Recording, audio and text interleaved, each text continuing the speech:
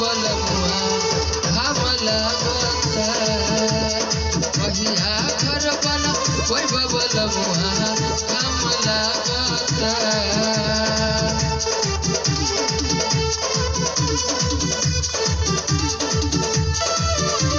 सोनवा के लंका दान कोई दिहनी रावण के झूठो पे लगवले बानी मेल रउआ सावन के जय हो सोनवा के लंका दान कोई दिहनी रावण के झूठो पे लगवले बानी मेल रउआ सावन के रास्ता में भंग धतूरे पर राउर काम चलता रास्ता में भंग धतूरे पर राउर काम चलता